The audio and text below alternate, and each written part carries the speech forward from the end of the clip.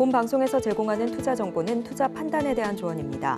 방송에서 제공하는 주식의 가치, 가격 상승 및 하락에 대해서는 방송사에서 보장하지 않습니다. 안녕하세요. 코인 뉴스룸 진행을 맡은 아나운서 김수연입니다. 오늘도 암호화폐 관련 최신 소식들과 동향을 살펴보려고 하는데요. 암호화폐 시장에서 일어나고 있는 주요 뉴스와 이슈들 브리핑해보는 시간 갖도록 하겠습니다. 주요 뉴스 들어가기 전에 디센터 연결해서 암호화폐 관련 주요 뉴스를 최재영 기자가 전해드릴 텐데요. 최재영 기자 연결해보겠습니다. 기자님, 관련해서 말씀 부탁드립니다. 네, 최근 가상자산 주요 이슈 말씀드리겠습니다. 첫 번째 뉴스는 토큰증권이 국내 부동산 미분양 사태를 해결할 실마리가 될 수 있다는 소식입니다. 블록체인 투자사 해시드의 싱크탱크 해시드 오픈 리서치는 최근 부동산 토큰증권을 통한 공유 경제 구현과 부동산 소유의 대중화라는 보고서를 발간했는데요. 해시드 오픈 리서치는 현재 법과 제도적인 이유로 활성화하지 못한 토큰증권 시장이 열리면 국내 부동산 시장의 다양한 문제를 해결할 것이라고 분석했습니다. 부동산 토큰증권은 토큰 보유 비율에 따라 건물과 땅 등 부동산 소유권 지분을 일부 보장받는 증권형 상품입니다. 부동산 간접 투자 방식인 리츠나 펀드와 달리 투자자가 직접 부동산을 선택할 수 있고 거래소 등 유통 플랫폼에서의 중도 환매도 자유롭다는 특징이 있습니다. 해시드 오픈 리서치는 최근 국내에서 미분양 주택이 급증하면서 나타난 부동산 시장의 유동성 문제를 해결하기 위해 토큰 증권을 기업 구조조정 리츠, 즉 CR 리츠처럼 활용할 수 있다고 강조했는데요. CR 리츠는 건설사 등에서 구조조정이 필요할 때 미분양 매물을 매입한 뒤 일정 기간 임대로 운영하고 나중에 매각, 분양의 시세 차익을 얻는 상품입니다.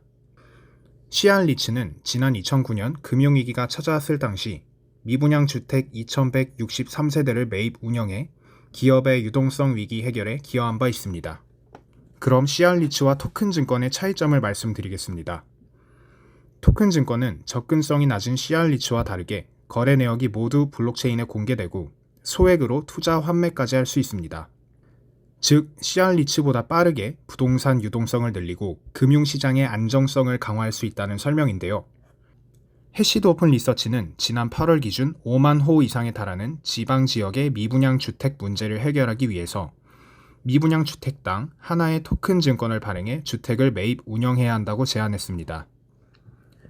실제로 미국에선 토큰 증권 플랫폼 리얼티가 저평가된 주거용 부동산을 토큰 증권으로 발행해 수익을 낸 사례가 있습니다.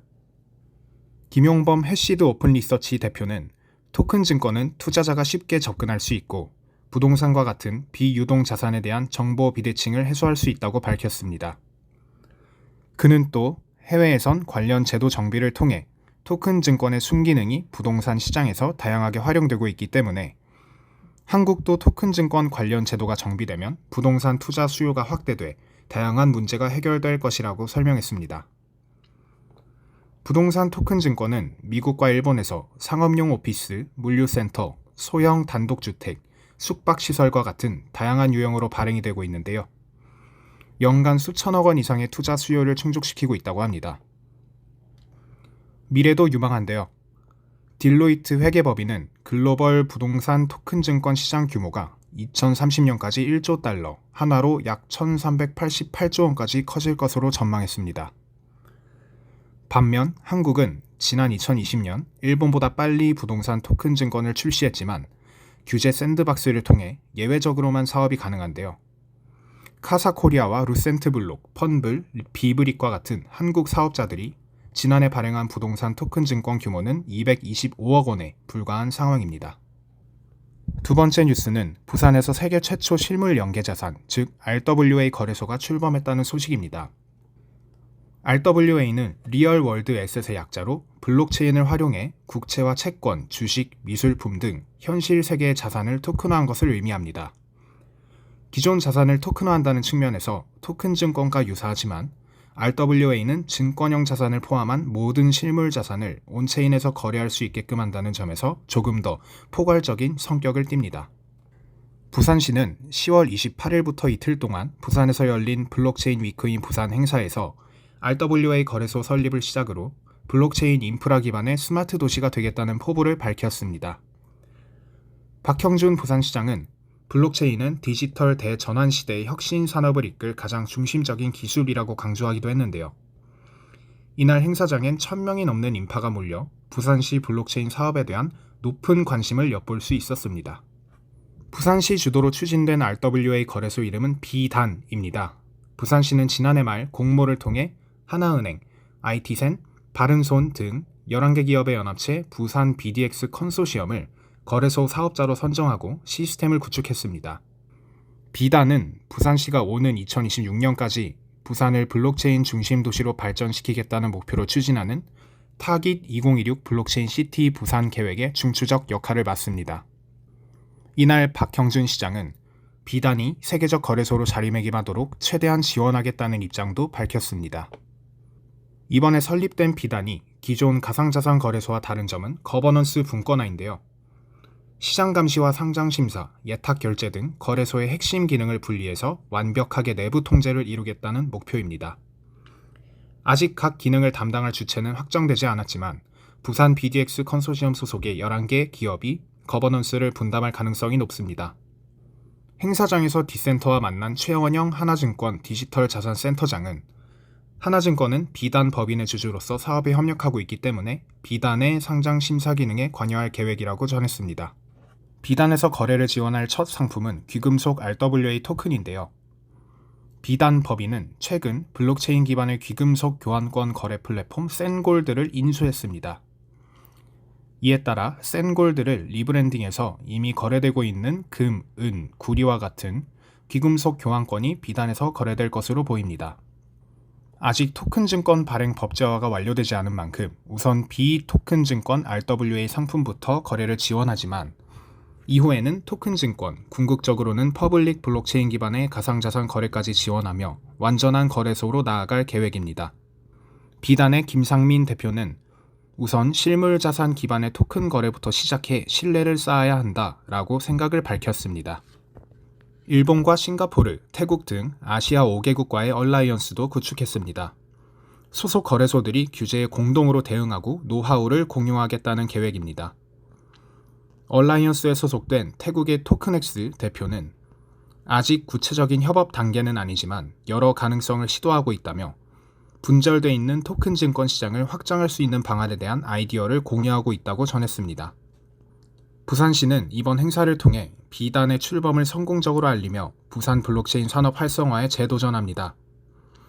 부산시는 지난 2019년 블록체인 규제 자유 특구로 지정돼 지난 5년 동안 여러 블록체인 사업을 시도했지만 성과가 미진하다는 평가를 받았는데요. 박형준 시장은 비단은 공공이 뒷받침하는 최초의 가상자산 거래소로서 지자체 공모를 통해 설립됐다는 점에서 큰 의미가 있다며 부산을 돈과 사람이 자유롭게 오가는 글로벌 허브 도시로 도약할 수 있도록 하겠다고 밝혔습니다. 세 번째 뉴스는 홍콩에서 가상자산 지수 시리즈가 출시된다는 소식입니다.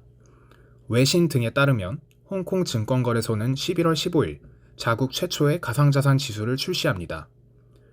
가상자산 지수 시리즈는 아시아 시간대에 맞춘 비트코인과 이더리움의 가격을 추종하는데요. 복수에 검증된 거래소에서 수집한 데이터를 이용한 가중평균 방식으로 작동합니다. 홍콩 가상자산 시장의 투명성을 높이겠다는 취지입니다. 홍콩 증권거래소의 보니 와이찬 최고 경영자는 이번 지수 시리즈는 투자자들이 정확한 정보에 입각한 투자 결정을 내리도록 하는 게 목표라며 가상자산 지수 시리즈 도입으로 빠르게 증가하고 있는 아시아 지역의 가상자산 거래 수용에 부응할 수 있어 기쁘다고 밝혔습니다. 한편 홍콩증권선물위원회는 임시 허가를 받은 가상자산 거래소에 대한 인가 절차를 마무리하고 있습니다. 홍콩증권선물위원회는 내년 초까지 허가된 거래소와 협의 채널을 구성해 규정을 준수할 예정입니다. 네 번째 뉴스는 글로벌 거대 기업 마이크로소프트가 비트코인 투자 여부를 검토한다는 소식입니다. 외신 등에 따르면 마이크로소프트는 오는 12월 열리는 주주총회에서 비트코인 투자 검토를 안건으로 올릴 예정입니다. 앞서 비영리 싱크탱크인 미국 국립공공정책연구센터는 마이크로소프트의 가상자산 투자의 필요성을 제시한 바 있는데요. 국립공공정책연구센터는 비트코인은 변동성이 크지만 인플레이션과 채권 투자의 리스크를 해지할 수 있다고 조언했습니다. 그러나 마이크로소프트 이사회는 이에 대해 부정적인 반응을 보이며 주주들에게 해당 안건에 반대할 것을 권유하고 있는 것으로 알려졌습니다.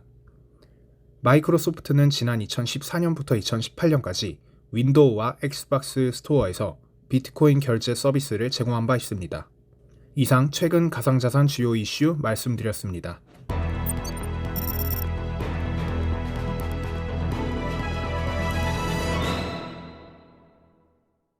네, 이제 본격적으로 더 자세한 암호화폐 관련 뉴스 브리핑 시작하겠습니다.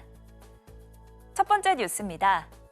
리플과 시바이누는 웹3 세계에서 두각을 나타내며 암호화폐 시장에서 상승세를 지속하고 있습니다. 암호화폐 전문 매체 워처그루에 따르면 두 코인은 각각의 독특한 요인들로 인해 장기적인 투자 매력을 보이며 새로운 성장 가능성을 열어가고 있는데요. 매체에 따르면 시바이누는 디파이, 즉 탈중앙금융과 시바이누 소셜, 그리고 시바이누 마켓플레이스 출시를 앞두고 있습니다. 이러한 요소들은 시바이누의 생태계 확장에 기여해 새로운 사용자 유입을 촉진할 것으로 예상되는데요. 이는 SHIB의 장기적 가치에 긍정적 영향을 미칠 수 있습니다. 또 시바이누 팀은 새로운 탈중앙 자율 조직인 도지 DAO를 출범할 계획입니다. 이를 통해 SHIB 생태계의 커뮤니티 역할을 강화하고 사용자들이 프로젝트 의사결정에 직접 참여할 수 있도록 할 예정입니다.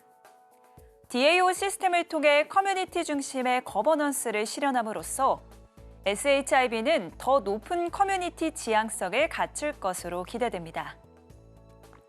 이어 워처그루에 따르면 XRP는 미국 증권거래위원회와의 법적 분쟁 종료 이후 글로벌 금융기업들과의 협력을 통해 기관 투자자들의 관심을 받고 있는데요. 이러한 국제적 채택이 XRP의 가격 안정성에 긍정적 영향을 미칠 가능성이 높습니다. XRP에 대한 ETF 출시 가능성도 긍정적인 요소로 작용할 전망입니다. 비트와이즈와 캐너리와 같은 기업들이 XRP ETF 출시를 검토하고 있어 이를 통해 XRP는 보다 넓은 투자층에 접근할 수 있게 됐는데요. 이러한 변화는 XRP의 가치 상승에 중요한 촉매 역할을 할 수 있을 것으로 보입니다. 전반적으로 SHIB와 XRP는 각각의 생태계와 기관적 지원을 통해 장기적인 성장 잠재력을 갖추고 있어 두 코인은 향후 암호화폐 시장에서 주목할 만한 투자 기회로 여겨집니다.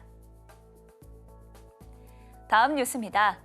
14년 넘게 잠들어 있던 비트코인 지갑이 갑작스레 활동을 재개하며 1억 6천만 %에 달하는 엄청난 수익률로 비트코인을 이동한 사례가 포착됐다고 암호화폐 전문 매체 데일리호들이 보도했습니다.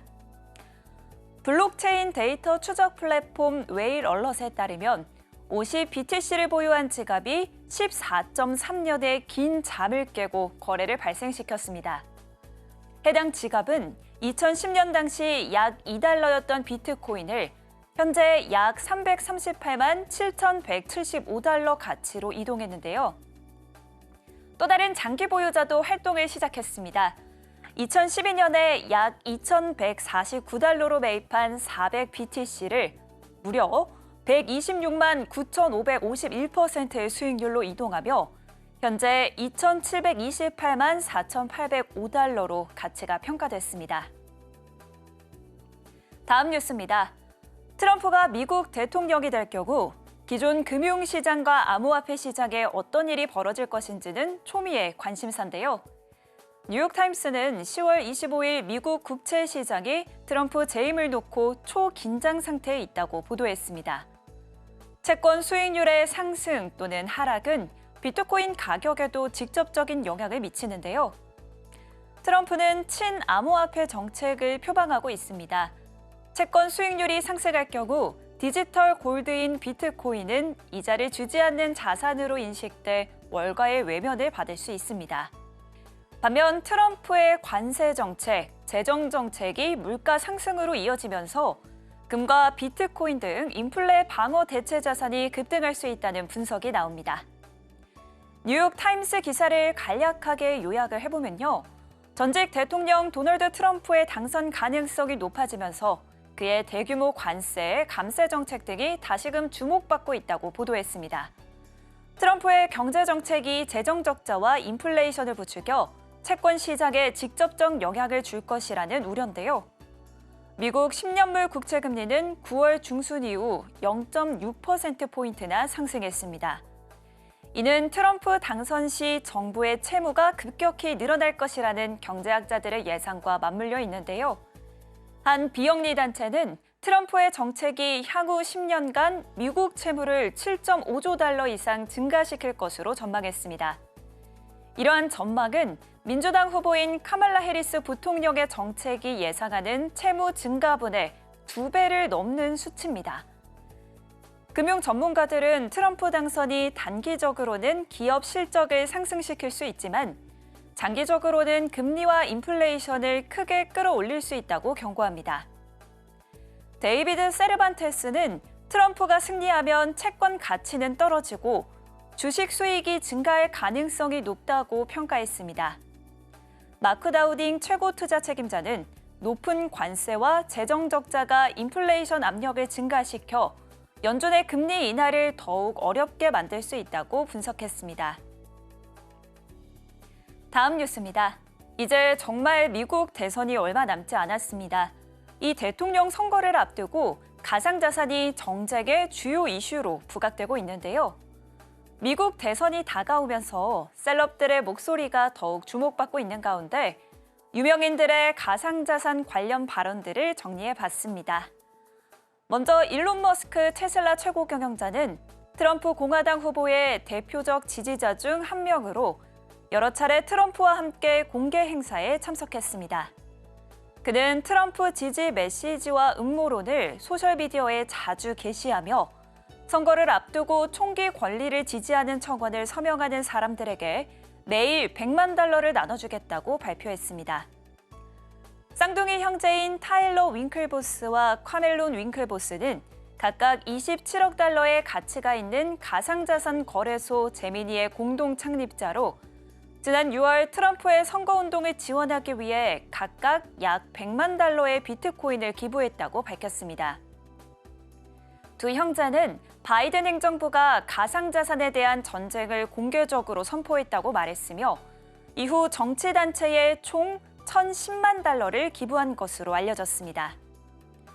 마이크로 스트래티지의 설립자이자 초기 비트코인 투자자인 마이클 셀러는 트럼프가 매우 친암호화폐 입장을 취한 반면 민주당원들은 가상자산과 비트코인에 대한 견해가 중간으로 치우쳐 있다고 말했습니다. CNBC에 따르면 리플의 공동 설립자이자 회장인 크리스 라스는 지난주 해리스를 직접 지원하기 위해 190만 달러를 기부한 후 해리스를 지지했는데요. 최근에는 1,000만 달러 규모의 XRP를 그녀를 지원하기 위해 기부할 것이라고 밝혔습니다. 다음 뉴스입니다. 코인 전문 매체 데일리 호들에 따르면 암호화폐 분석가 케빈 스벤스는 유튜브 영상을 통해 비트코인이 조만간 사상 최고가를 돌파할 수 있다고 언급했습니다. 스벤슨에 따르면 비트코인은 과거 하반기 사이클에서 보인 전형적인 흐름을 그대로 가지고 있다면서 2012년과 2016년 이 두 차례의 반감기 이후 비트코인이 사상 최고가를 넘어서기까지 각각 41개월과 36개월이 걸렸음을 강조했는데요. 현재 비트코인이 사상 최고가를 기록한 지 35개월이 경과한 상황으로 역사적 관점에서 비트코인이 머지않아 상승세를 재개할 가능성이 크다는 건데요. 그는 이번 사이클도 예외 없이 순조롭게 진행되고 있다며 일부 투자자들은 사상 최고가에 도달하면 곧바로 상승세가 지속될 것으로 기대했으나 과거 2016년처럼 최고가에 도달한 후 다시 트렌드가 형성되는 데 시간이 걸리기도 했다며 비트코인의 현재 사이클이 순조롭게 진행 중임을 설명했습니다. 다음 뉴스입니다. 암호화폐 거래소 제미니가 싱가포르 중앙은행으로부터 일부 서비스 제공을 위한 예비 승인을 받았습니다. 외신들에 따르면 싱가포르 통화청은 제미니의 주요 결제기관 라이선스에 대한 원칙적 승인을 부여해 디지털 결제 토큰과 국경 간 송금 서비스 제공이 가능해졌습니다. 재민이는 이번 승인이 아시아 태평양 지역 운영의 중심으로 자리 잡은 싱가포르에서 중요한 이정표가 됐다고 밝혔습니다. 재민이는 앞으로 최종 MPI 라이선스 승인을 얻기 위해 계속 노력할 것이라고 덧붙였는데요. 사드 아메드 재민이 아시아 태평양 대표는 싱가포르 현지 사용자들을 위한 맞춤형 서비스 제공에 한 발 더 다가섰다고 강조했습니다. 그는 미국은 여전히 재민이의 최대 시장이자 글로벌 본부 위치지만 아시아, 특히 싱가포르는 우리의 글로벌 전략에서 중요한 역할을 하고 있다고 말했습니다. 또한 아메드는 싱가포르에 기반을 둔 재민이 팀이 확장되고 있으며 인재 채용을 이어나가고 있다고 언급했습니다. 재민이가 최종 승인을 받게 되면 미국 기반 기업 중 코인베이스와 리플에 이어 싱가포르에서 완전한 MPI 라이선스를 취득한 회사가 되는데요. 앞서 코인베이스는 2023년 10월 2일, 리플은 10월 4일에 각각 MAS로부터 MPI 라이선스를 최종 승인받은 바 있습니다. 다음 뉴스입니다. 암호화폐 분석가 벤자민 코엔은 비트코인이 7만 달러를 넘지 못할 경우 연말에 추가적인 하락 가능성이 있다고 경고했습니다. 코엔은 7만 달러에서의 비트코인 반응이 향후 시장 방향을 결정할 핵심 요소가 될 것이라고 분석했는데요. 암호화폐 전문 매체 데일리 호들에 따르면 코엔은 소셜미디어 플랫폼 X의 87만 3천 명의 팔로워에게 7만 달러 심리적 수준에서 비트코인의 반응이 비트코인이 경기 순환적 관심을 따를지 통화 정책적 관점을 따를지를 결정할 것이라고 말했습니다. 코엔은 사이클뷰에 따르면 비트코인은 2024년 4분기에 상승해야 하지만 통화정책뷰에 따르면 내년 초까지 조정 후 상승할 것이라고 설명했습니다. 그는 비트코인이 7만 달러를 확실히 넘지 못하고 다시 6만 4천 달러로 하락할 경우 본격적인 돌파는 2025년으로 지연될 가능성이 크다고 덧붙였습니다. 특히 코엔은 미국 노동시장 데이터가 비트코인의 단기적 방향에 중요한 영향을 미칠 것이라며 특히 실업률 상승이 비트코인의 하락 압력으로 작용할 수 있다고 경고했습니다. 실업률이 예상보다 높아질 경우 비트코인은 올해 4월과 8월에 발생한 것과 유사한 급락을 겪을 수 있다고 전망했습니다. 암호화폐 대장주 비트코인 가격은 지난 6월 7일 이후 4개월여 만에 7만 달러 선을 탈환했는데요. 코인 마켓캡에 따르면 10월 29일 비트코인은 장중 5% 넘게 급등하며 7만 1,475.47달러까지 올랐습니다. 다음 뉴스입니다. 미국 수요가 증가하며 상승세를 보이고 있는 비트코인과 달리 알트코인의 경우 한국 내 거래량 부진으로 반등이 약할 것이란 분석이 제기됐습니다. 가상자산 서비스 제공업체 매트릭스포트는 보고서를 통해 알트코인 트레이딩이 주를 이루는 한국의 가상자산 거래량이 부진한 모습을 보이면서 알트코인 가격 반등 가능성도 매우 낮아졌다고 분석했는데요. 이번 비트코인의 상승은 미국발 수요 영향으로 분석됩니다. 해외 가상자산 시세와 국내 가상자산 시세의 차이를 뜻하는 김치 프리미엄은 현재 비트코인에서 2% 수준을 기록 중입니다. 앞서 비트코인이 사상 최고치를 기록했던 지난 3월에는 김치 프리미엄이 10% 수준으로 나타났는데요. 이와 관련해 익명 온체인 애널리스트 크립토대는 현재 일반 투자자들의 관심도는 매우 낮으며 시장은 과열이 없는 가벼워진 상태라고 분석했습니다. 이상으로 코인 뉴스룸 뉴스 브리핑을 마칩니다. 오늘 뉴스 브리핑은 미국 대선을 앞두고 암호화폐의 향방을 다뤄보는 시간을 가졌는데요. 최근 7만 달러를 터치한 비트코인이 더 상승할 수 있을지 지켜봐야겠습니다. 함께해 주신 여러분 고맙습니다.